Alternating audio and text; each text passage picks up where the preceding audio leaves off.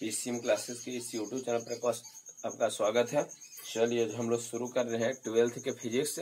और 12th के physics में यहाँ पर मॉडर्न फिजिक्स देख लीजिए। मॉडर्न फिजिक्स शुरू कर रहे हैं और मॉडर्न फिजिक्स में कुछ चैप्टर्स है, उसको चैप्टर्स में dual nature of radiation and matter पहला चैप्टर 5 चैप्टर हम लोग को पढ़ना है। सेकेंड एटम्स है, परमाणु के बारे में।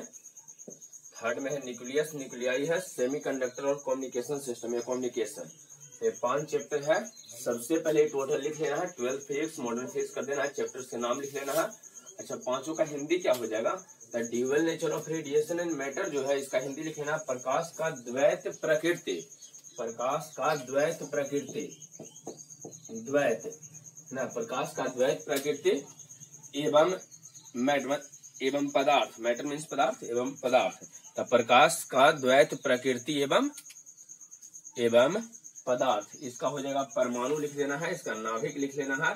सेमीकंडक्टर मतलब अर्धचालक हो जाएगा। कम्युनिकेशन मतलब होता है संचार, सूचनाओं या संदेशों को एक स्थान से दूसरे स्थान तक देना, मतलब संचार आपका है। क्लियर है? तो पहले ये टोटल लिख लेना है, चैप्टर के नाम लिख लीजिएगा, सबका हिंदी लिख लेना है। प्रकाश का द्वैत प्रकृति एवं पदार्थ लिख लेना है इसका हिंदी में। एटम मतलब परमाणु लिख लेना है। न्यूक्लियाई मतलब न्यूक्लियस नाभिक है। सेमीकंडक्टर अर्धचालक है। कम्युनिकेशन, कम्युनिकेशन मतलब होता है संचार। चलिए यहाँ तक क्लियर है। अब आइए इसमें हम लोग को पढ़ना क्या आता है। सबसे पहले मॉडर्न फिजिक्स से पहला चैप्टर लिखना है। फर्स्ट चैप्टर जो है यहाँ पर dual nature of radiation and matter, इसको टॉपिक बना लीजिएगा और इसमें थोड़ा ध्यान दीजिए। पहले इसमें टॉपिक पहले हम कंप्लीट एक अच्छा सा चैप्टर बनाए हैं, एक अच्छा सा टॉपिक ऊपर बना लेना है। और इसमें जो है सबसे बेसिक क्या रहेगा, सबसे बेसिक वाला पार्ट जो है इसमें थोड़ा देख लीजिए। बेसिक में सबसे पहला चीज जितना धातु होता है ना, यहाँ धातु के लिए कह रहे हैं, यहाँ जो है धातु और धातु कहिए चाहे चालक कहिए, जितना भी है ना चालक है सबके सब आपका धातु हो जाएगा। तो चालक के लिए ये बताइए, चालक में इलेक्ट्रॉन होता है या नहीं सर? ये दुनिया के प्रत्येक पदार्थ में इलेक्ट्रॉन होता है, तो धातु में भी यहाँ जो चालक है धातु है इसमें भी इलेक्ट्रॉन रहेगा। और यहाँ जो इलेक्ट्रॉन रहेगा मुक्त इलेक्ट्रॉन रहेगा। तो सबसे पहले ये कहते हैं कि धातु या चालक में होता है मुक्त इलेक्ट्रॉन। पहला बात ये ध्यान रखना है कि धातु या चालक में मुक्त इलेक्ट्रॉन होता है, इसको ध्यान रखना है। दूसरा आपको ये ध्यान रखना है कि जो मुक्त इलेक्ट्रॉन होता है ये हमेशा गति की अवस्था में रहता है, हमेशा गति करेगा। मुक्त इलेक्ट्रॉन जितना भी होगा उस सबके सब गति रहेगा। फ्री इलेक्ट्रॉन जो होगा ये ऑलवेज इन रेंडम मोशन, हमेशा गति की अवस्था में रहेगा। तो धातु या चालक के लिए सबसे पहले दो बात आप ध्यान रखिए। सबसे पहले ये कहेंगे धातु या चालक में होता क्या है, तो मुक्त इलेक्ट्रॉन होता है।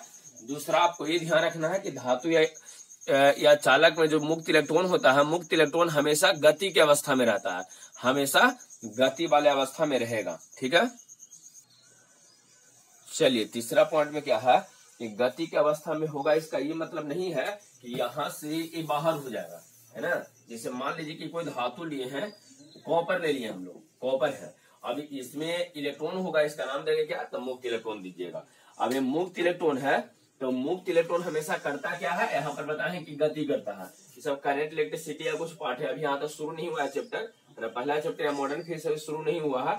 कुछ बात है करंट इलेक्ट्रिसिटी का, उसको थोड़ा सा ध्यान आपको रखना पड़ेगा, तब चैप्टर पढ़ने में आपको अच्छा लगेगा। उसको थोड़ा सा भूमिका बना रहे हैं, चैप्टर शुरू करेंगे।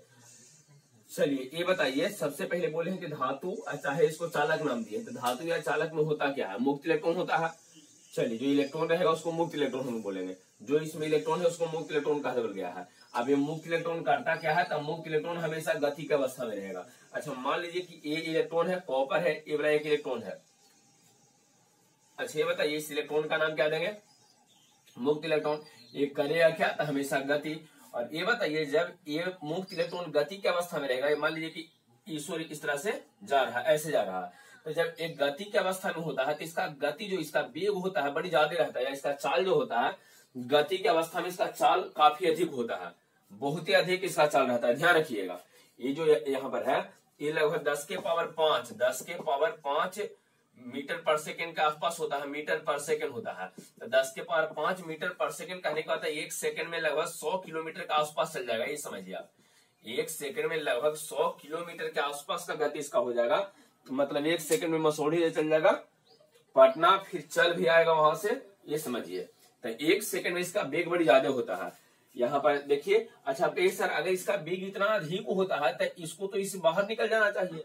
अगर ये धातु को दिया है और ये धातु है, इसमें मुक्त इलेक्ट्रॉन है और मुक्त इलेक्ट्रॉन जो है इसका गति काफी अधिक होता है, तो जब गति काफी अधिक है तो इसको यहाँ से बाहर हो जाना चाहिए। लेकिन ध्यान रखिएगा ये मुक्त इलेक्ट्रॉन धातु के सतह से कभी बाहर नहीं निकलता है। जो भी मुक्त इलेक्ट्रॉन रहेगा कभी धातु के सतह से बाहर नहीं निकलेगा। चलिए यहाँ 3 पॉइंट हुआ है। अच्छा इसका कारण आगे बताते हैं कि बाहर काहे नहीं निकलता है। सबसे पहले ये बोले हैं कि पहला चैप्टर यहाँ है ना, मॉडर्न फिजिक्स 12th फेज कर देना है। मॉडर्न फिजिक्स चैप्टर्स के नाम लिख लेना है। चैप्टर्स के नाम क्या क्या है, 5 गो चैप्टर लिखवाए हैं। इसमें पहला चैप्टर जो है dual nature of radiation and matter, उसको लिख लेना है। लिखने के बाद सबसे बेसिक वाला कंसेप्ट जिसको कहा जाता है, डैश दे के लिखते जाना है। कुछ 2 4 5 गो पॉइंट है उसको लिखते जाना है, जिसमें सबसे पहला पॉइंट है कहने के कि धातु या चालक में मुक्त इलेक्ट्रॉन होता है, पहला पॉइंट। दूसरा, मुक्त इलेक्ट्रॉन हमेशा गति के अवस्था में रहता है, दूसरा पॉइंट। तीसरा ए लिखना है। ये देखिए मुक्त इलेक्ट्रॉन तो गति की अवस्था में है।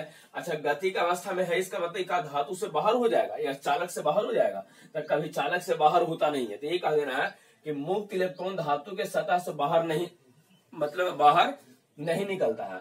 जो मुक्त इलेक्ट्रॉन है धातु के सतह से, धातु है तो धातु के सतह से कभी बाहर नहीं निकलेगा, ये आपको ध्यान रखना है।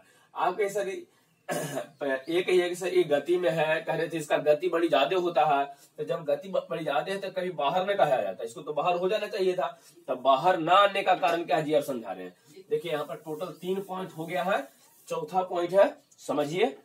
अच्छा आप लोग ये पढ़े होंगे कि कोई परमाणु होता है तो परमाणु के नाभिक धन आवेशित होता है। चलिए क्लियर है, अगर कोई परमाणु है तो परमाणु का नाभिक होता है धन आवेशित, क्लियर है। अब आ गया ये इलेक्ट्रॉन बाहरी सिर में चक्कर लगाता है और इलेक्ट्रॉन के पास ऋण आवेश है। तो ये बताइए नाभिक के पास धन आवेश है, इलेक्ट्रॉन के पास ऋण आवेश है, दोनों का अलग अलग प्रकृति है। एक धन आवेशित है, दूसरा ऋण आवेशित है। अच्छा इसमें यह समझना कि धन आवेश और ऋण आवेश के बीच होता क्या है, आकर्षण। तो ये क्या करेगा, नाभिक क्या करता है कि इस इलेक्ट्रॉन को अपनी ओर खींचे रहता है ना। इसको कुछ बल से कहिए चाहे कुछ ऊर्जा से, बल या कुछ ऊर्जा से इसको जोड़े हुए है। तो ये बताइए इस इलेक्ट्रॉन को खींचे हुए कौन है, नाभिक। इस इलेक्ट्रॉन के पास ऋण आवेश है, नाभिक के पास धन आवेश है। तो धन आवेश ऋण आवेश को अपनी ओर खींचेगा, प्लस माइनस में आकर्षण होता है। तो खींचेगा, तो ये बताइए इस इलेक्ट्रॉन को खींचे हुए है, तो इस इलेक्ट्रॉन में भले गति करेगा है ना, लेकिन कभी इसको बाहर निकलने नहीं देगा। आपको ही ध्यान रखना है। तब पूछा जाए कि इलेक्ट्रॉन इसमें से बाहर काहे नहीं निकलता है, तो ये कहना है कि जो इलेक्ट्रॉन है इस इलेक्ट्रॉन पर नाभिक जो होता है, नाभिक कुछ बल लगाता है या कुछ ऊर्जा से इसको जोड़े हुए है, अपना में जोड़े हुए, इस कारण से कभी बाहर नहीं निकल पाता है। तो ये वाला पॉइंट आपका चौथा हो गया। इसका कारण आपको समझ में आया होगा। ये पूछा जाए कि बताइए, पहले तो आप ये कहे कि धातु या चालक जो है इसमें होता है मुक्त इलेक्ट्रॉन है ना। धातु जो भी है या चालक जो भी है उसमें इलेक्ट्रॉन रहेगा, उसका नाम क्या देंगे, मुक्त इलेक्ट्रॉन कहेंगे। अच्छा मुक्त इलेक्ट्रॉन करेगा गति। अच्छा केवल गति नहीं करता है, गति करता है तो उसका स्पीड बड़ी तेज रहता है, उसका चाल बहुत तेज रहता है। और ये बताइए जब चाल बहुत तेज इसका है तो यहाँ से बाहर इसको निकल जाना चाहिए था, या तेजी पूर्वक बाहर निकल जाए। लेकिन धातु के सतह से इलेक्ट्रॉन बाहर नहीं निकलता का है। तो ये कहना है कि धातु के जो धातु होता है उसमें इलेक्ट्रॉन जो यहाँ पर आपका है ना, इलेक्ट्रॉन नाभिक के साथ कुछ बल या कुछ ऊर्जा से जुड़ा रहता है ना, बल या कुछ ऊर्जा से जुड़ा रहता है, जिसके कारण यह कभी बाहर नहीं निकलता है। यहाँ जो इलेक्ट्रॉन है नाभिक के साथ कुछ बल या कुछ ऊर्जा से जुड़ा है, इस कारण से कभी बाहर नहीं निकले। आप जाने कि यहाँ पर धनावेश है, ऋणावेश है, तो प्लस और माइनस के बीच होता है आकर्षण नहीं। अच्छा अब आइए, अब एक ही है कि सर मान ठीक है, यहाँ पर टोटल हम लोग को 4 पॉइंट हो गया। पहला पॉइंट ये है कि मुक्त इलेक्ट्रॉन होता है, जो भी धातु है चालक है उसमें मुक्त इलेक्ट्रॉन रहेगा। दूसरा आपको ये ध्यान रखना कि जो मुक्त इलेक्ट्रॉन होता है वो हमेशा गति की अवस्था में रहता है, उसका गति बड़ी तेज रहता है ना, गति की अवस्था में रहेगा। अच्छा अगला पॉइंट में आपको ये ध्यान रखना है तीसरा में कि मुक्त इलेक्ट्रॉन गति की अवस्था में होता है लेकिन कभी यहाँ से बाहर नहीं निकलेगा। थर्ड वाला पॉइंट में ध्यान रखना बाहर नहीं निकलेगा। चौथा पॉइंट में आपको ये ध्यान रखना है बाहर काहे नहीं निकलेगा, बाहर न निकलने का कारण क्या है। तो यहाँ समझ लीजिए यहाँ जो मुक्त इलेक्ट्रॉन नाभिक जो है इसके बीच कुछ बल लगता है, और ये कहिए कुछ बल है या कुछ ऊर्जा से दोनों जुड़ा हुआ है। इस कारण से कभी बाहर नहीं निकलेगा। ठीक है, तो चलिए 4 पॉइंट हो गया। अब आइए पांचवा और सबसे लास्ट पॉइंट है, और इसी पॉइंट से चैप्टर हम लोग शुरू करने वाले हैं। ठीक है, इस पॉइंट से हम लोग चैप्टर शुरू करेंगे। अच्छा, अगर आपसे ये कहा जाए, देखिए इस चैप्टर में जो dual nature of radiation and matter है, ये जो पहला चैप्टर है, इसमें आपको वास्तव में करना क्या है ये बताइए। धातु के सतह से इलेक्ट्रॉन को निकाल सकते हैं? नहीं। काहे कि ये दोनों कुछ ऊर्जा से मतलब ये दोनों कुछ ऊर्जा से बंधा है, जुड़ा हुआ रहता है। मान लीजिए आपको इच्छा किया कि इस इलेक्ट्रॉन को बाहर निकालना है, इलेक्ट्रॉन को करना है क्या, तो इलेक्ट्रॉन को बाहर निकालना हो आपको, तब क्या कीजिएगा, धातु के सतह से इलेक्ट्रॉन को बाहर निकालना है, मेटल के सरफेस से इलेक्ट्रॉन को इजेक्ट कर देना, बाहर निकालना, तब क्या कीजिएगा। अच्छा, आपको ये समझना है कि अगर इस इलेक्ट्रॉन को बाहर निकालना चाहते हैं तो इसको जो है, ध्यान दीजिए, इस इलेक्ट्रोनमा को बाहर से आपको ऊर्जा देना पड़ेगा। कितना ऊर्जा दीजिएगा, तो जितना ऊर्जा से दोनों जुड़ा हुआ है ना। जैसे मान लीजिए कि दोनों के बीच का ऊर्जा 10 जूल है, ये 10 जूल से दोनों जुड़ा हुआ है, तो जैसे इसको 10 जूल दीजिएगा ऊर्जा, तो 10 जूल लेके फिर इसके बाद ही बाहर हो जाएगा। ध्यान रखिएगा, मतलब इसके बीच का जो ये बंधन है ना, ये बंधन टूट जाएगा। अभी बोले हैं कि यहाँ जो इलेक्ट्रॉन है, नाभिक है, तो इलेक्ट्रॉन और नाभिक कुछ ऊर्जा या कुछ बल से जुड़ा रहता है ना, जिसके कारण बाहर नहीं निकलता। लेकिन यदि आप इस इलेक्ट्रॉन को बाहर निकालना चाहते हैं, तो इसके बीच बने इस बंधन को तोड़ना होगा, उतना ऊर्जा आपको देना पड़ेगा। नहीं तो मान लीजिए कि यहाँ एक धातु है, और धातु में इलेक्ट्रॉन और नाभिक के बीच जो यहाँ पर ऊर्जा है, ऊर्जा 10 जूल है। अब कहा जाए कि बताइए इसको बाहर निकालने के लिए, है ना, क्या हम लोग करेंगे, तो अगर 10, ध्यान दीजिए, अगर यहाँ पर 10 जूल ऊर्जा है, तो इसको बंधन को तोड़ने के लिए, 10 जूल हटाने के लिए इसको बाहर से आपको 10 जूल ऊर्जा देना पड़ेगा। देखिए, जब भी किसी को ऊर्जा बाहर से दीजिएगा ना, तो छटपटा के बाहर निकलता है। इलेक्ट्रॉन है, इसे इसको आप कैसे समझिएगा, मान लीजिए पानी है, थोड़े जल है, और इसको आप गर्म करते हैं, कंटेनर एक बर्तन में ले लीजिए, बर्तन मिलने के बाद इसको गर्म करो। तो जब इसको पहले ये समझिए कि जब इसको गर्म नहीं करते हैं तो एकदम स्थिर इस तरह से रहता है, लेकिन जैसे ही इसको आग, है ना, जैसे ही इसको आप गर्म करते हो, तो जब इसको गर्म कीजिएगा तो इसके बाद छटपटाना ऐसे शुरू हो जाएगा, नहीं, ये उबलना शुरू हो जाता है, तो इसका कण में गति आ जाता है। ध्यान रखिएगा, उसको हीट करने से, अच्छा, इसको गर्म करने का मतलब क्या है, तो इसको बाहर से ऊर्जा हम लोग दे रहे हैं। किसी वस्तु को हीट करने का मतलब होता है कि उस वस्तु को बाहर से आप ऊर्जा दे रहे हैं। एक आयरन का रड है, समझ लीजिए, लोहा का छड़ है, और इसको गर्म करते हैं, तो गर्म करने का मतलब क्या है कि इसको बाहर से ऊर्जा मिल रहा है। किसी भी वस्तु को हीट करने का मतलब होता है, गर्म करने का मतलब कि इस वस्तु को बाहर से ऊर्जा मिलना। ठीक है, गर्म करने का मतलब क्या है, उस वस्तु को बाहर से ऊर्जा मिलना। ये क्लियर है। चलिए, अब यहाँ पर ये समझा रहे, ये बताइए, यहाँ आपको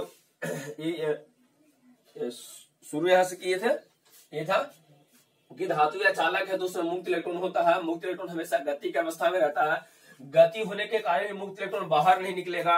अच्छा, बाहर काहे नहीं निकलेगा, तो यहाँ नाभिक और इलेक्ट्रॉन के बीच कुछ है ना, कुछ बल या कुछ ऊर्जा, या ये कहिए कि इलेक्ट्रॉन जो है नाभिक के साथ कुछ बल से जुड़ा रहता है, कुछ ऊर्जा से जुड़ा रहता है। और यदि इस इलेक्ट्रॉन को बाहर निकालना चाहते हैं, तब बाहर निकालने के लिए हम लोग क्या करेंगे, तो इलेक्ट्रॉन को बाहर से ऊर्जा देंगे। ऊर्जा देने का मतलब उसको आप क्या कीजिएगा, गर्म कीजिएगा।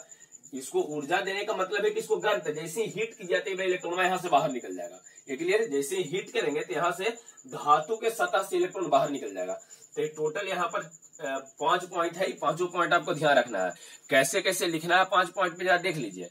तो 5 पॉइंट लिखने के लिए सबसे पहले ही कर रहे हैं कि धातु या चालक में मुक्त इलेक्ट्रॉन होता है। दूसरा, मुक्त इलेक्ट्रॉन हमेशा गति की अवस्था में रहता है। तीसरा में ही लिखना है कि मुक्त इलेक्ट्रॉन कभी धातु के सतह से बाहर नहीं निकलता है।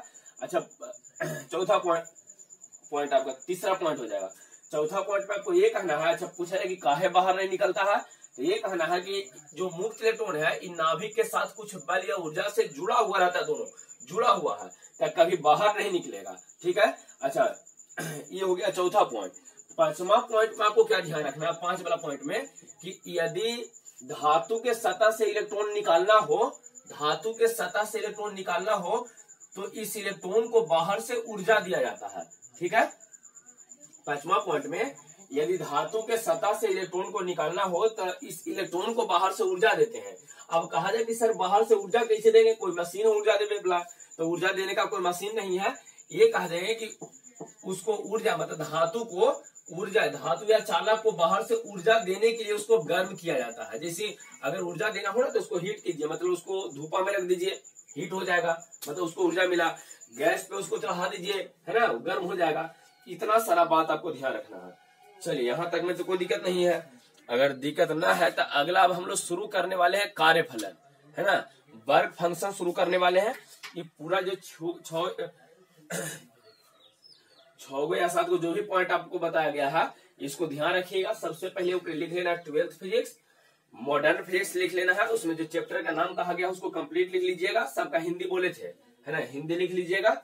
हिंदी लिखने के बाद पहला चैप्टर लिखना है। पहला चैप्टर में हम लोग क्या है, फर्स्ट वाला चैप्टर में कुछ पहले बेसिक पॉइंट लिखना, बाद में समझ में आएगा कि चैप्टर हम लोग को पढ़ना क्या है, मतलब वास्तव में क्या हम लोग पढ़ेंगे। तो बेसिक पॉइंट में ही कहना है कि धातु या चालक में मुक्त इलेक्ट्रॉन होता है। क्लियर है? मुक्त इलेक्ट्रॉन हमेशा गति की अवस्था में रहता है। गति की अवस्था में होने के कारण भी कभी यहाँ से बाहर नहीं निकलेगा। काहे कि जो यहाँ पर नाभिक है, नाभिक और इलेक्ट्रॉन के बीच, है ना, कुछ बंधन रहता है। मतलब नाभिक यह एक ही है कि इलेक्ट्रॉन जो है, मुक्त इलेक्ट्रॉन नाभिक के साथ कुछ बल या कुछ ऊर्जा से जुड़ा हुआ रहता है। इसका से कभी बाहर नहीं निकलेगा। हम लोग को बॉडी में मांस भी है, तो मांस भी कुछ न कुछ एनर्जी से जुड़ा हुआ है, कुछ न कुछ बल से जुड़ा है। इसका से कहीं बाहर नहीं निकलता। अगर, है ना, बुढ़ारी हो जाता है तो देखिए ऊर्जा घट जाता है, बॉडी में पूरा मांस लूज हो जाता है। नहीं तो आपको ध्यान ही रखना है कि कुछ न कुछ ऊर्जा से या बल से जुड़ा रहता है। अब आपको क्या हाँ, इसमें यह है कि यदि ये तो बाहर निकलेगा नहीं, लेकिन अगर इस इलेक्ट्रॉन को आप बाहर निकालना चाहते हैं तो क्या करेंगे? तो अगर बाहर निकालने के लिए बाहर से इसको ऊर्जा देंगे। अच्छा, जैसे इसको ऊर्जा दी जाती है बाहर निकलेगा, कैसे इसको ऊर्जा कैसे देंगे, है ना। मान लीजिए कि लोहा का छड़ है, आप जानते हैं कि इसमें, है ना, इसके सतह में पूरे मतलब इसमें इलेक्ट्रॉन है, मुक्त इलेक्ट्रॉन है। गति की अवस्था में इसको बाहर नहीं निकाल सकते हैं। काहे कि नाभिक के साथ वो जुड़ा हुआ है। लेकिन अगर मान लीजिए कि इसको इसमें से इलेक्ट्रॉन को निकालना हो तो क्या करेंगे? तो इसको बाहर से, जब धातु का अगर है, इसको बाहर से ऊर्जा दीजिएगा तब जाके यहाँ से इलेक्ट्रॉन बाहर निकलेगा। अब ऊर्जा देने के लिए इसमें क्या करेंगे? कोई मशीन जोड़ देंगे? नहीं, कोई मशीन आपको जोड़ने की जरूरत नहीं है। ऊर्जा देने के लिए केवल इसको हीट करना होता है। जैसे इसको गर्म कीजिएगा ना तो इसको खुद ऊर्जा मिलने लगेगा। और जब ऊर्जा मिलेगा तो आपको ही समझाया कि हाँ जल है, जल को कंटेनर में ले लिए, बर्तन में ले लिए हैं। जब उसको गर्म नहीं करोगे ना तो नॉर्मल रहेगा, इस तरह से नॉर्मल रहता है। लेकिन जैसे ही इसको गर्म किया जाता है इसमें, है ना, इसका गति बढ़ जाता है, कणों का गति बढ़ता है। तब उसी तरह से आप ये समझिए कि गति की अवस्था में तो इलेक्ट्रॉन पहले से था। जैसे ही इसको बाहर से ऊर्जा दीजिएगा, हीट कीजिएगा, तो इसका गति और तेज हो जाएगा। इसके बाद फिर ही बाहर निकल जाएगा। इसका गति और बढ़ेगा, इसके बाद ही बाहर निकल जाएगा। क्लियर है? तो यहाँ तक में कोई दिक्कत नहीं है। ऊर्जा देने के लिए क्या बोले थे कि इसको गर्म किया जाता है। अब आइए इस चैप्टर में हम लोग पढ़ने क्या वाले हैं। तो इस चैप्टर में आपको यहाँ पर ध्यान रखना है कि धातु जो है, धातु के सतह से आपको इलेक्ट्रॉन को निकाल देना है ना।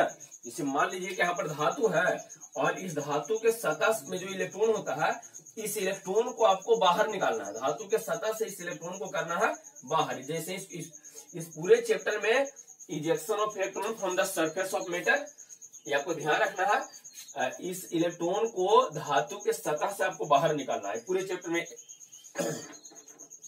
इसी चीज के बारे में डिस्कस करना है। और इलेक्ट्रॉन को बाहर निकालने के लिए क्या करते हैं? तो इलेक्ट्रॉन को बाहर निकालने के लिए उसको ऊर्जा देते हैं और ऊर्जा देने के लिए उसको हीट करते हैं। ठीक है? तो अब इसके लिए इस धातु के सतह से इलेक्ट्रॉन निकालने के लिए यहाँ पर एक पढ़ना है आपको कार्यफलन के बारे में। एक प्रकार का ऊर्जा होता है कार्यफलन, जिसको बोलते हैं वर्क फंक्शन।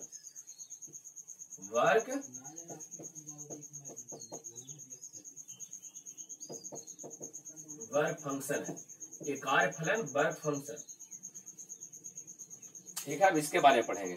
जब यहाँ तक कंप्लीट हो जाएगा तो नीचे क्वेश्चन लिख लेना है कार्यफलन, ब्रैकेट में कर दिया वर्क फंक्शन से क्या समझते हैं। कार्यफलन या इसको कहिए इंग्लिश में वर्क फंक्शन कहा जाता है, से क्या समझते हैं। क्लियर है? चलिए तो अब रहने देते हैं वर्क फंक्शन। देखिए पहले इंट्रोडक्शन था, वो इंट्रोडक्शन वाला टाइम है ना, खत्म हो गया इंट्रोडक्शन। अब जो है हम लोग को वर्क फंक्शन के बारे में पढ़ना है टोटल डिटेल में। ठीक है, इसको रहने देते हैं।